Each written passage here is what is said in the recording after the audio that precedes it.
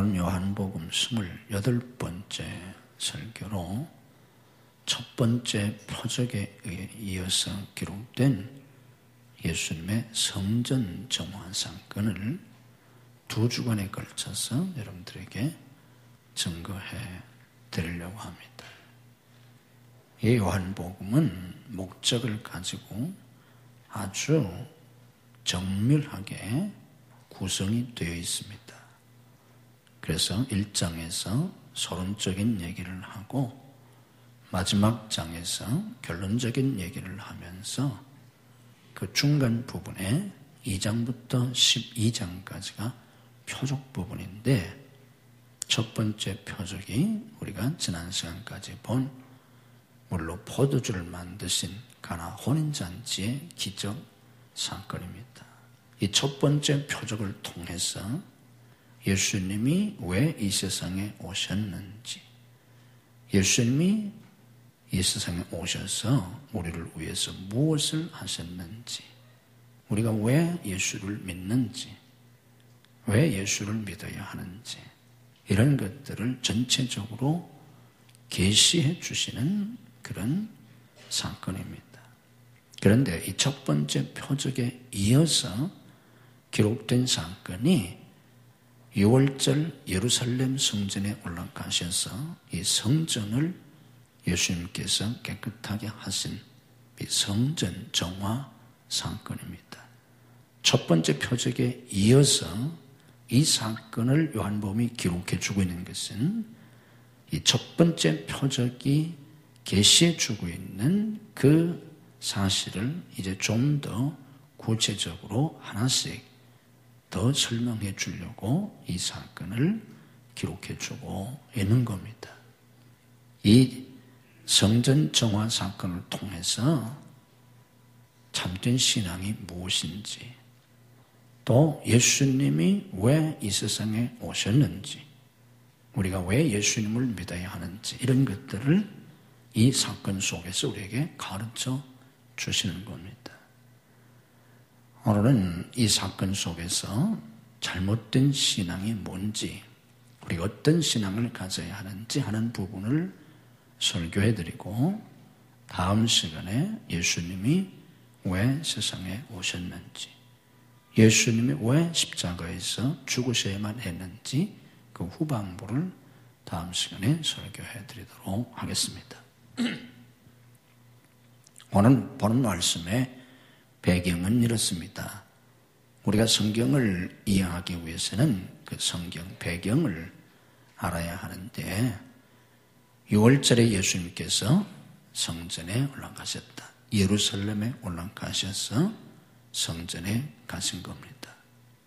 그런데 예수님 당시에 모든 유대인들은 20세 이상 된 장정들이 1년에 3번씩 유대인의 3대 절기에 반드시 예루살렘에 올라가서 성전에서 제사를 드리고 그 절기를 지켜야 합니다.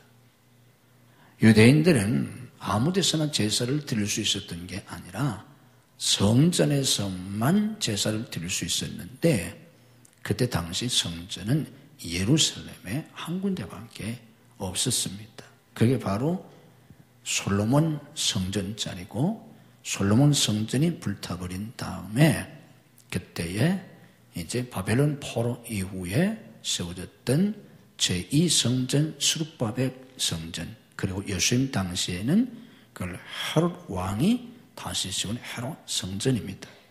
이 성전 하나밖에 없는데 여기에서 제사를 드려야 하는데, 예루살렘 각지에 흩어져 있던 유대인들이 다 예루살렘에 모이고, 이스라엘 땅 안에 있는 유대인만이 아니라 다른 나라에 흩어져 있는 유대인들, 이 다른 나라에 흩어져 사는 유대인들 디아스포라라 이렇게 말합니다. 이 디아스포라들이 다 고국에 와서 절기를 지킵니다. 또 유대인만이 아니라 이방인들 가운데 개종한 사람들, 이방인들 가운데서 유대교로 개종한 이방인들도 이 절기를 지켰습니다. 뿐만 아니라 아직 유대교로 개종은 하지 않았지만 앞으로 개종할 마음이 있는 이방인들, 이런 사람들조차도 절기를 지키려고 예루살렘에 모였습니다. 그러니 얼마나 많은 사람들이 모였겠습니까? 지금부터 2000년 전이지만 이때 6월절을 지키기 위해서 얼마나 많은 사람이 모였나. 요하kim 예레미야스라고 하는 사람이 쓴 책에 보면 이때에 모인 장정들만 13만 명이 모였다고 합니다. 그러니까 여자들, 아이들, 노인들 이런 사람들을 합하면 100만 명가량 되는 사람들이 모였다는 겁니다. 지금부터 2000년 전에 100만 명이나 되는 사람이 예루살렘이라고 하는 이 성에 모였으니까 얼마나 대단했겠습니까? 또 그 사람들이 어디서 먹고 잤겠습니까? 그 사람들을 수용할 무슨 호텔이나 무슨 요관이 2000년 전인데 뭐 있었겠습니까? 그래서 대부분의 사람들은 텐트를 치고 밖에서 유숙을 했다고 합니다. 그러면서 한 주간 동안 이 대절기를 지켰던 겁니다. 자, 그런데 문제는 뭐냐고 하면 이때 이 사람들이 예루살렘에 와서 성전에서 제사를 드리는데 성전에 들어가려면 그냥 성전을 들어갈 수 있는 게 아니라 성전세를 내야 했습니다. 그걸 속전이라고 합니다. 성전세를 내는데 20세 이상으로 계수함을 받은 이 사람들이 1인당 반세겔에 해당하는 반세겔 성전세를 냈습니다. 이 반세겔이 얼마만한 돈이냐고 하면 그때 당시 노동자의 이틀 품값입니다. 그러니까 요즘 돈으로 환산하면 뭐 10만 원 남짓 되는 그런 적지 않은 돈이죠. 이걸 사람마다 다 내야 하니까. 자, 그런데 문제가 어디에 있었냐고 하면 이 성전에서 이 오는 사람들한테 성전세를 받는데 이 세겔이라고 하는 건 유대인의 돈입니다. 그런데 예수님 당시 유대 나라는 우리가 잘 아는 것처럼 로마 제국이 지배를 하고 있었습니다. 그래서 그때 통용되던 돈이 로마 돈입니다. 로마 화폐입니다. 그리고 유대 나라뿐이 아니라 다른 나라에 흩어져 있던 디아스포라들이 그때 당시 사용하고 있던 돈이 로마 화폐고 헬라 화폐입니다. 그런데 이 성전세 반세기를 받을 때 이 성전 관리들이 이 로마 화폐나 헬라 화폐를 받지 않았습니다. 왜냐고 하면 로마 화폐나 헬라 화폐에는 그들 황제의 상이 새겨져 있지 않습니까? 지금 우리나라 돈도 보면 우리나라의 위대한 역사적인 분들이 거기에 사진이 있잖아요. 그래서 이 로마 화폐나 헬라 화폐에 그 황제의 상이 있어서 이건 하나님 앞에 드릴 수 없다. 안 받았습니다. 그래서 반드시 세겔로 반세겔을 바치게 했는데 그럼 돈을 바꿔야 하지 않습니까? 이 돈을 바꿔주었던 겁니다. 그 오는 사람들한테. 이 돈을 바꿔주는데 이 돈을 바꾸기 위해서 예루살렘 성전, 여러분들이 이스라엘 가보면 예루살렘 성이 있지 않습니까? 그리고 그 중앙에 성전이 있고 약간 그 예루살렘이 언덕에 이렇게 있는데 이 성을 중심으로 해서 그 밑에 이렇게 골짜기가 있는데 그 골짜기가 유명한 기드론 골짜기입니다. 성기도 나와 있잖아요. 그리고 기드론 골짜기 맞은편에 또 산이 있는데 뭐 그렇게 높은 산도 아니에요. 야트막한 산인데 그게 바로 유명한 감람산입니다. 그래서 이 성전을 중심으로 이 감람산 일대에 환전상들이 돈을 바꿔줘야 되니까 수많은 사람들이 모였으니까 이 환전상들이 진을 치고 있었다고 합니다. 그래서 돈을 바꿔주는데 이 로마의 돈이나 헬라의 돈을 세겔로 바꿔주면서 50% 수수료를 받았습니다. 엄청난 수수료를 받은 거 아닙니까? 우리가 지금도 외국에 나가려면 우리나라 돈을 미국의 달러나 중국의 위안화나 이렇게 은행에 가서 바꾸잖아요.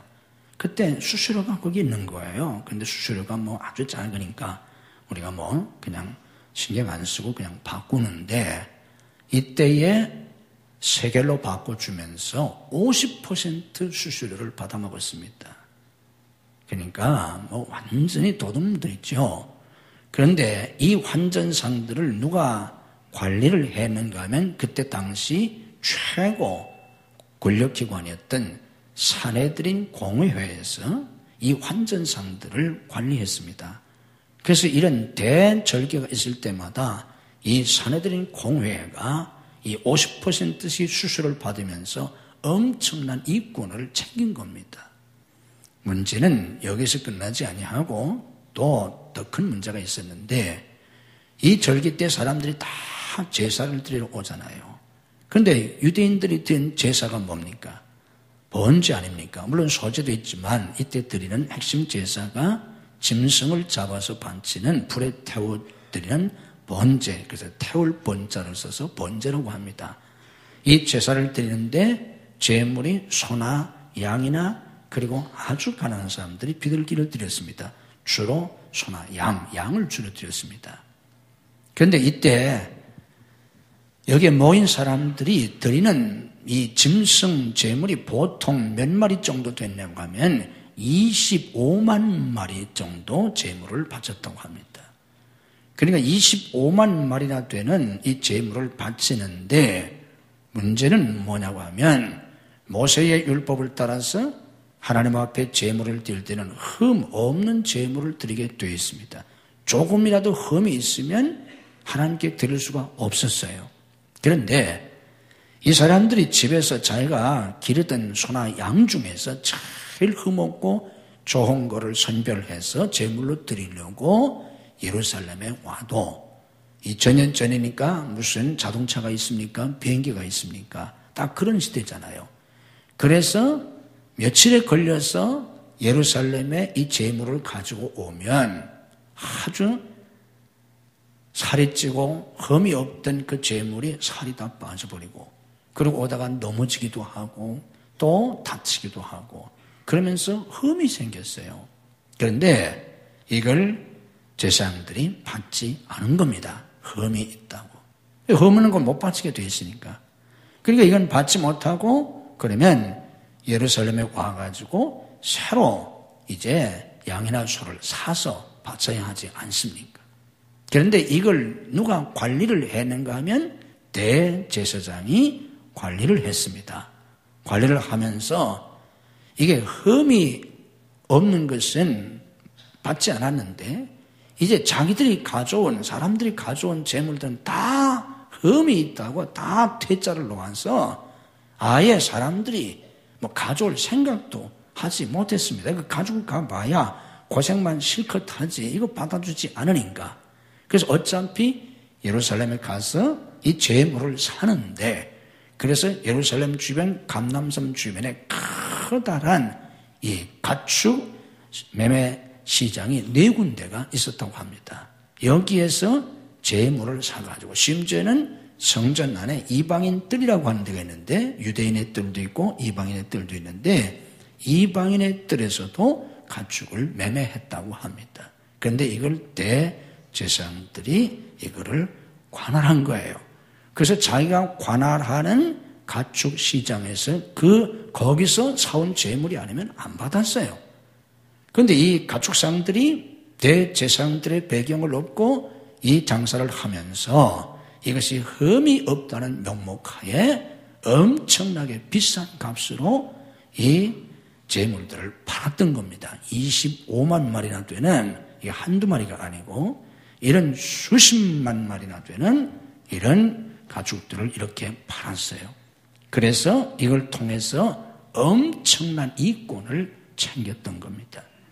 이게 예수님께서 예루살렘 성전에 6월절에 가셨을 때에 보셨던 모습입니다. 그러니 예수님께서 이 모습, 이 꼴을 보고 얼마나 예수님이 분노하셨겠습니까? 그래서 환전상들의 책상을 엎어버리고 그 짐승 파는 사람들을 내쫓고 그리고 책망하신 겁니다. 이것을 통해서 우리 주님께서 우리에게 가르쳐 주시려고 하는 게 뭐냐? 잘못된 종교, 타락한 종교, 잘못된 신앙생활을 책망하시고 우리가 어떤 신앙을 가져야 할지를 예수님께서 우리에게 계시해 주시는 겁니다.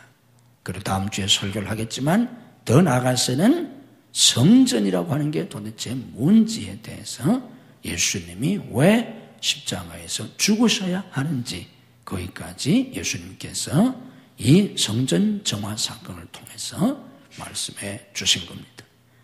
자, 잘못된 신앙이라고 하는 게 뭡니까? 타락한 신앙이라고 하는 게 뭡니까? 16절에서 우리 주님께서 그들을 다 내쫓으시면서 이렇게 말씀하십니다.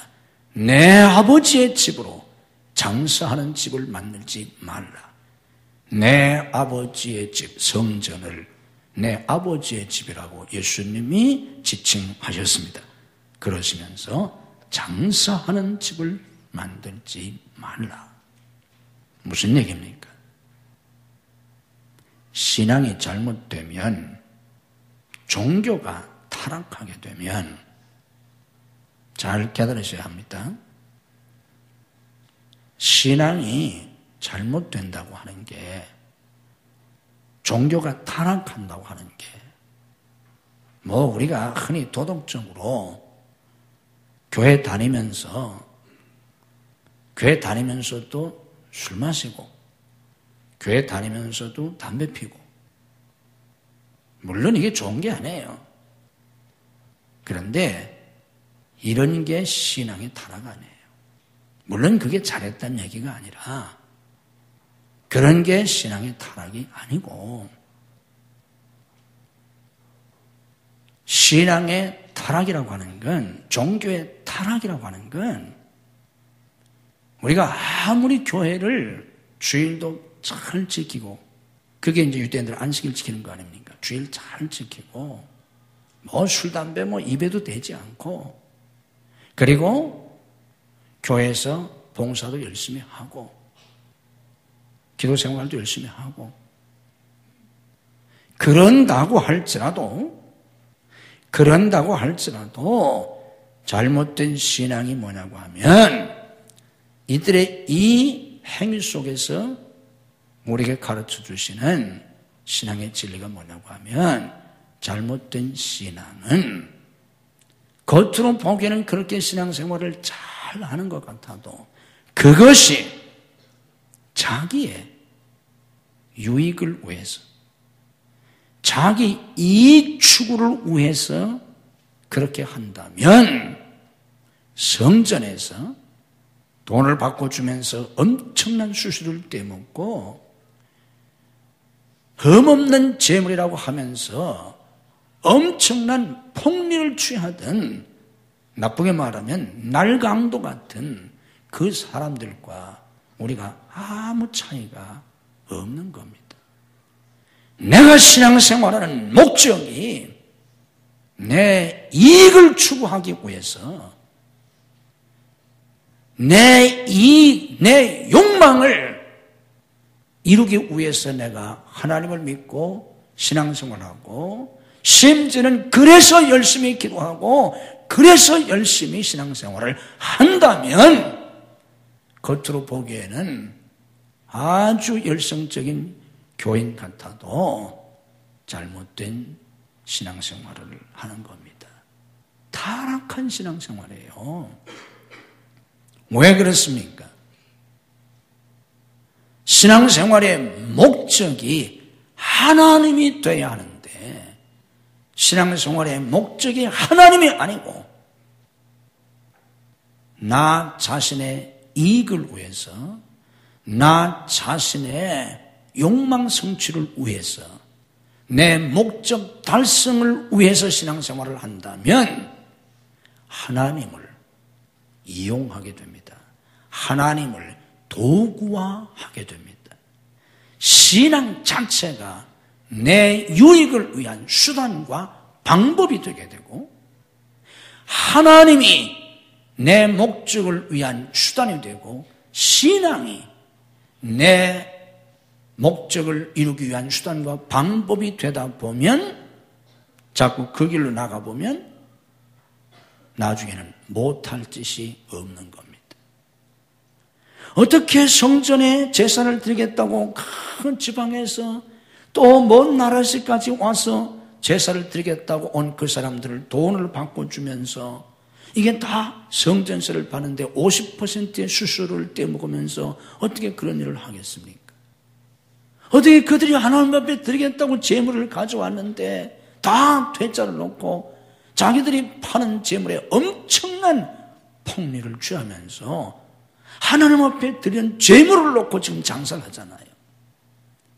어떻게 하나님 앞에 드리는 재물을 놓고 장사를 할 수가 있겠어요? 말도 안 되잖아요. 무슨 얘기입니까? 종교가요, 이게 종교가 잘못되면, 신앙이 잘못되면 정말 무서운 거예요. 종교라는 미명하에, 신앙이라는 미명하에 못할 짓이 없는 거예요.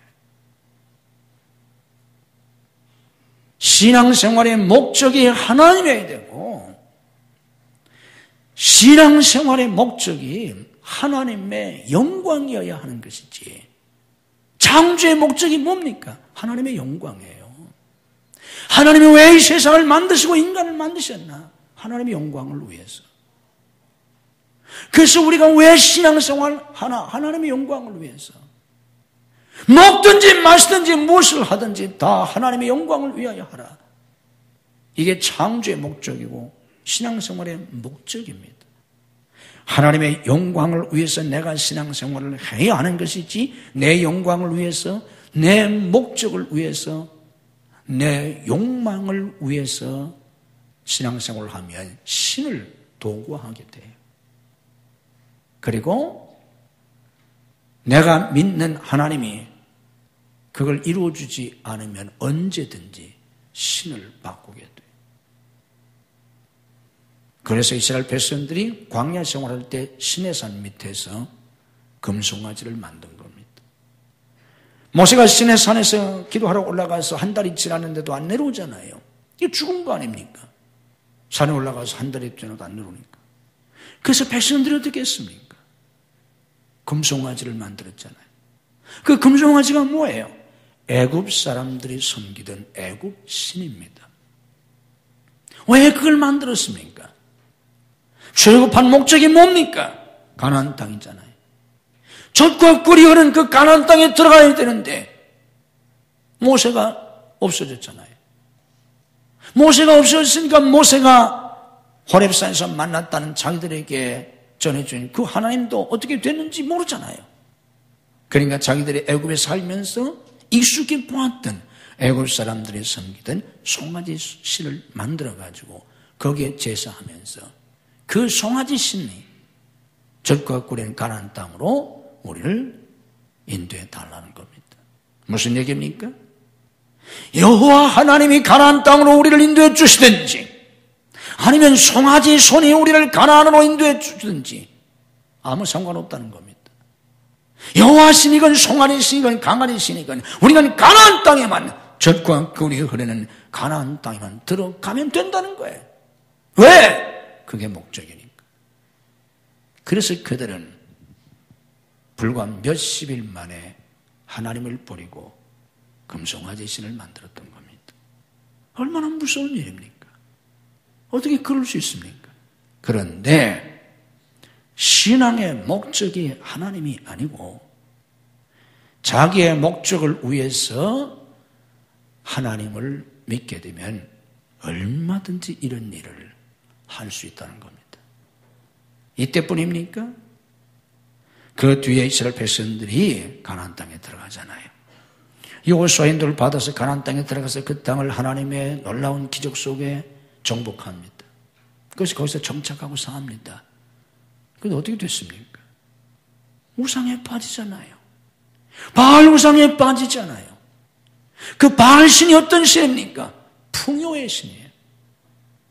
비를 내리고 바람을 불게 하고 곡식이 자라게 하고 열매를 맺게 하고 이 모든 걸 바알 신이 한다는 거예요. 그래서 그 바알 신을 섬겨야 풍성한 수확을 거둘 수 있고 물질에 풍요를 누릴 수 있다는 겁니다. 그러니까 이스라엘 백성은 어떻게 했습니까? 차라리 이 신이 훨씬 낫겠다. 다 그리로 빠져버렸어요. 이게 바알 우상에 빠진 거라는 거예요. 왜 그렇습니까? 그들은 여전히 신앙의 목적이 하나님이 아니었습니다. 잘 먹고 잘 사는 게 목적이었어요. 물질의 풍요를 누리는 게 목적이었어요. 오늘 우리도 신앙생활의 목적이 예수를 믿으면서 교회 다니는 목적이 내 욕망을 이루기 위해서, 내 꿈을 이루기 위해서, 내 목적을 이루기 위해서, 내 야망을 이루기 위해서 세상적으로 풍요를 누리고 세상적으로 부귀와 영화를 누리고 명예와 권세를 누리기 위한 것이라면 내가 아무리 교회를 다닌다고 할지라도 내가 십자가를 아무리 목에 걸고 다닌다고 할지라도 우리는 옛날 우리 조상들이 고목나무 밑에서 찬물 한 그릇을 떠놓고 빌던 그 신앙이나 돌 붙여 앞에 가서 자기의 소원을 빌던 거나 아무 차이가 없어요. 대상만 달라진 것뿐이지 내용은 하나도 달라진 게 없어요. 그게 바로 변화되지 못한 신앙이라는 겁니다. 그게 바로 타락한 종교라는 거예요.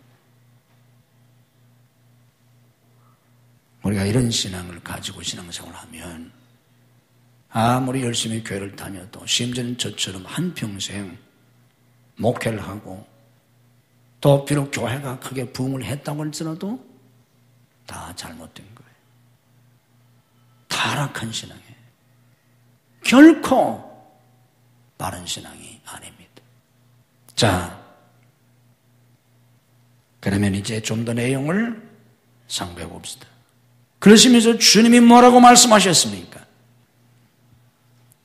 공관복음서에 이 사건들이 다 기록이 되어 있습니다. 물론 시기는 차이가 납니다. 예수님께서 예루살렘 성전에 들어갔던 게 사복음서를 종합하면 2번입니다. 공생의 초기에 올라가셨고 그리고 공생의 마지막에 또 올라가신 게 있는데 2번 사건이 나오는데 사복음서에 다 이 사건들이 기록이 되어 있어요. 예수님께서 성전을 정화하시면서 뭐라고 말씀하셨습니까? 내 집은 만민이 기도하는 집이라 일컬음을 받으리라 하였거늘 그랬잖아요. 마태복음 21장 13절에서 내 집은 기도하는 집이라 일컬음을 받으리라 하였거늘 그러셨잖아요. 주님께서는 성전을 정화하시면서 성전을 기도하는 집이라고 말씀하셨습니다. 그건 이미 구약 성경에 인용되었던 말씀을 인용하신 거예요. 자, 여기 장사의 소굴로 만든 이 성전을 우리 주님께서는 기도하는 집이라 하셨어요. 무엇을 우리에게 가르쳐 주느냐? 참된 신앙은 잘 깨달으셔야 합니다. 참된 신앙은 기도하는 신앙이라는 거예요. 따라해보세요. 기도하는 신앙.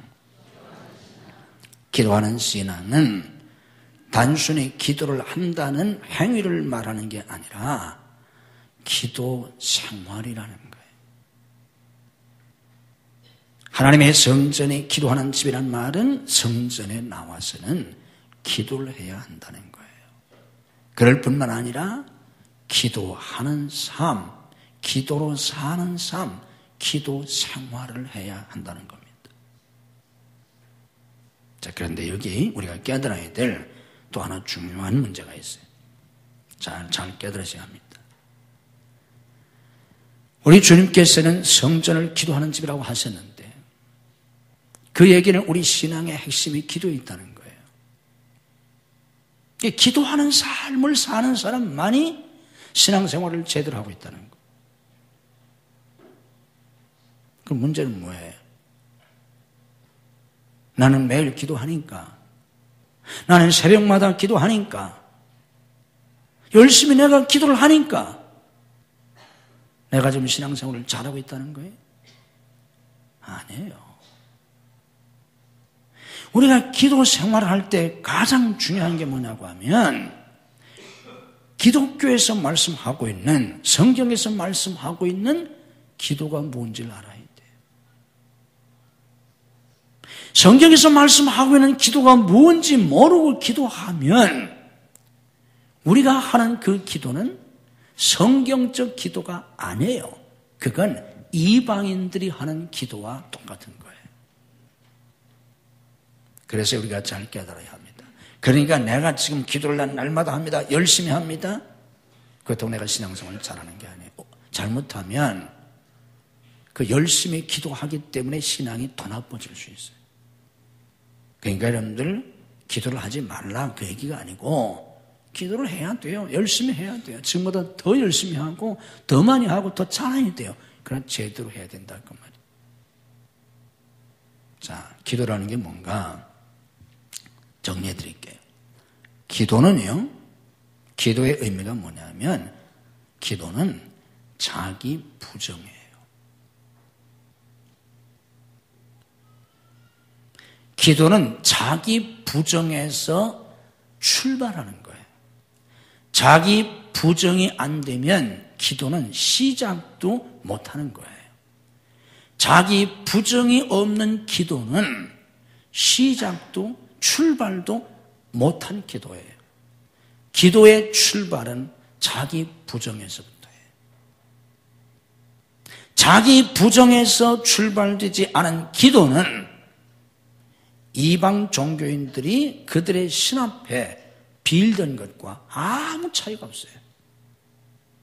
그래서 오늘 교회에 어떤 사람들이 그렇게 열심히 기도하는 것 같은데 신앙도 없고 교회에 덕도 안 되고 축복도 못 받고 사는 거예요. 그렇게 열심히 기도한다고 하는데 그게 문제예요. 새벽마다 기도하는데 어떤 사람은 보따리 쌓아다 놓고 뭐 우리 교회는 그런 사람 없지만 보따리 쌓아다 놓고 아예 교회에서 그냥 자는데 어떤 사람은 너무 기도를 해서 정말 무릎이 굳은 살이 박히고 낙타 무릎처럼 됐다는데 근데 되는 게 아무것도 없어요. 왜 그래? 기도가 뭔지를 모르고 기도하기 때문에. 기도는 자기 부정에서 출발합니다. 무슨 얘기냐? 나를 부인하고 내 힘으로 살 수 없습니다. 내 힘으로 안 됩니다. 그래서 자기를 부인하고 하나님을 의지하는 겁니다. 아멘. 내 힘으로 할 수 있으면 내 힘과 지혜와 기술과 능력과 내 수단과 방법으로 할 수 있으면 기도할 필요가 하나도 없어요. 지가 하면 돼 왜 기도를 합니까? 내 힘으로 할 수 없습니다. 나는 아무것도 할 수가 없습니다. 자기 부정이에요. 그래서 하나님을 의지하고 하나님 역사해달라고 기도하는 거예요. 기도는 자기 자신의 자격이나 공로나 모든 걸 부인하는 거예요. 나는 죄인입니다. 나는 하나님 앞에 복을 받을 만한 아무런 자격도 공로도 없습니다. 그래서 나는 주님의 십자가를 붙듭니다. 하나님의 은혜를 구합니다. 이게 기도예요. 저 바리새인처럼 나는 다른 사람들과 같지 않습니다. 죄인들과 같지 않습니다. 나는 토색불의 간음을 하는 자들과 같지 않습니다. 나는 의인입니다. 이게 기도가 아니고 그건 자기 자랑이에요. 나는 죄인입니다. 나는 자격이 없습니다. 그래서 자기를 부인하고 하나님의 은혜를 의지하는 겁니다. 하나님의 은혜를 구하는 거예요. 은혜가 뭡니까? 자격 없는 자에게 베푸시는 축복이에요. 자격 없는 자에게. 나는 자격이 없습니다. 바울 사도처럼 나는 죄인 중에 괴수입니다. 그래서 자기를 부인하고 하나님의 은혜를 의지하는 거예요. 기도가 뭡니까? 자기 부인이에요. 내 뜻을 이루기 위해서 새벽마다 기도하는 게 아니에요. 그러려면 새벽 기도 않는 게 나아 차라리. 그런 기도 하려면 기도 않는 게 나아. 내 뜻을 이루기 위해서 철야 기도하는 게 아니에요. 그런 기도 하려면 가서 자는 게 나아요. 건강에도 낫고. 내 뜻을 이루기 위해서 밤새 기도하는 게 무슨 도움이 돼요? 기도할수록 나빠지죠. 그 음식 기도를 하는 게 밥도 안 먹으면서 하나님이 이루어주지 않으면 그냥 굶어 죽겠다고 하나님 앞에 그게 금식기도 아니에요. 그런다면 얼마나 나쁜 사람입니까? 얼마나 나쁜 자식이에요. 금식이야말로 철저히 자기를 죽이는 행위예요. 자기를 부인하는 기도예요. 철저히. 기도는 내 뜻을 이루기 위해서 하는 게 아니라 하나님의 뜻을 이루기 위한 행위입니다. 그걸 기도라고 하는 거예요. 그러다 보니까 하나님의 뜻을 찾는 거예요. 내 뜻을 이루어달라고 그렇게 많은 시간 기도할 필요가 없어요. 저도 기도를 그래도 보통 사람보다는 제가 많이 하는 사람이에요. 제가 중학교 때부터. 저도 목사로서 제가 보통 목사보다는 제가 훨씬 기도를 많이 합니다. 제가 중학교 때부터 기도 생활을 얼마를 제가 했어요? 50년 넘게 했잖아요. 제가 기도를 많이는 못했어도 몇만 시간은 제가 기도를 했어요. 근데 제가 이제 나이도 이렇게 많이 들고 제가 수십 년, 50년 넘게 기도 생활도 해보고 목사도 내가 수십 년 하고 이렇게 지나 보니까 기도는 내 문제나 소원을 이루어달라고 그렇게 많이 기도할 필요가 없어요. 할 필요가 없어요. 저도 새벽마다 기도를 하잖아요. 몇 시간씩 기도를 해요. 제가 기도를 해보면 그런 기도는 저 같은 경우에는 나오지도 않더라고. 매일 내가 기도를 해도 그런 거는 기도도 되지도 않아요. 그렇게 기도할 필요 없어요. 왜? 기도는 내 뜻을 이루기 위한 행위가 아니에요. 하나님의 뜻을 이루기 위해서 하는 행위지. 그러다 보니까 하나님의 뜻을 찾아야 되잖아요. 하나님의 뜻을 찾아야 되는데 하나님의 뜻이 뭔지 잘 모르잖아요. 하나님의 뜻이 뭡니까? 그럼 척척 하나님이 가르쳐 주세요? 그런 사람 하나도 없어요. 난 그렇게 할 수 있습니다. 그다 거짓말이에요. 교만해요. 그 귀신 들어간 사람이에요. 저 같은 목사, 저 같은 영적 수준을 가지고 있어도 제가 하나님 앞에 물으면 턱턱 다 가르쳐 주지 않아요. 저도 찾아야 돼요. 하나님의 뜻을. 그러다 보니까 1시간도 2시간도 기도하고 또 하는 거예요. 매일 기도하는 거예요. 내 뜻을 이루어 달라고 하는 기도는 하나님의 뜻을 찾기 위해서. 내 뜻은 다 내려놓고 내 뜻을 이루어 달라고 그렇게 기도하는 게 아니라 하나님의 뜻을 이루어 달라고 기도하는 거예요. 그래서 기도의 결과로 이루어지는 건 내 뜻이 아니라 하나님의 뜻이 되어야 돼요. 그것을 통해서 하나님의 영광을 드러내는 거예요. 아멘. 이게 기도예요. 이게 신앙생활이에요. 하나님의 영광을 추구하는 신앙. 하나님의 영광을 위해서 나 자신은 십자가에 못 박는 삶. 이게 바로 내가 죽고 예수님이 사시는 신앙생활이에요.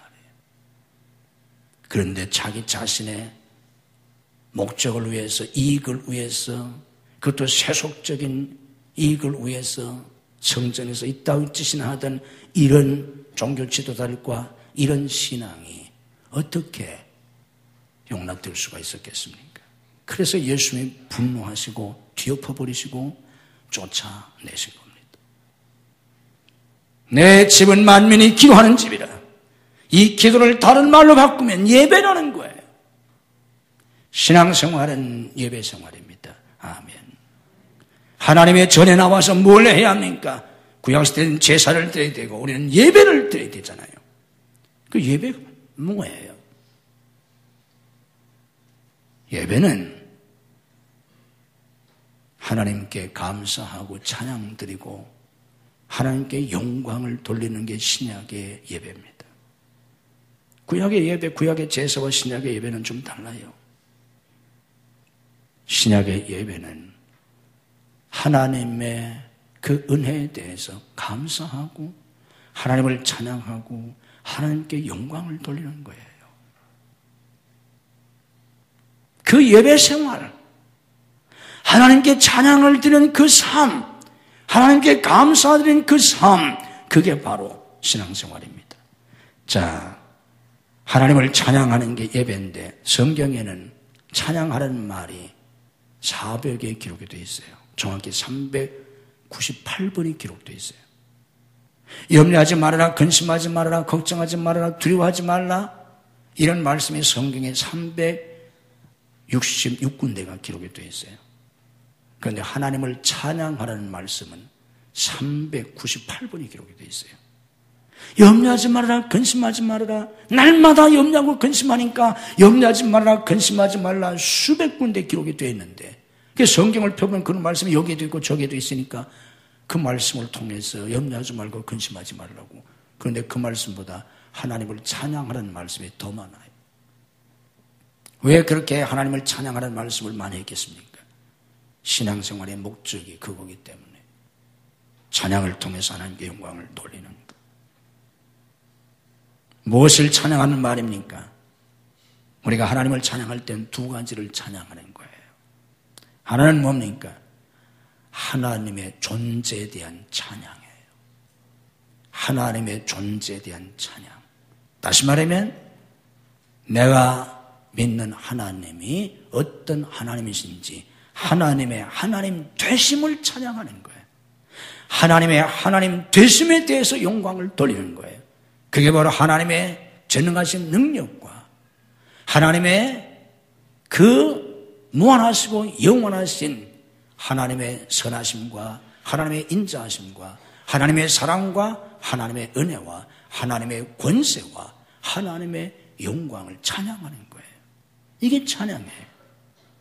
그래서 성경의 시편에 특별히 많이 그런 얘기를 하잖아요. 여호와께 감사하라, 여호와를 송축하라. 왜?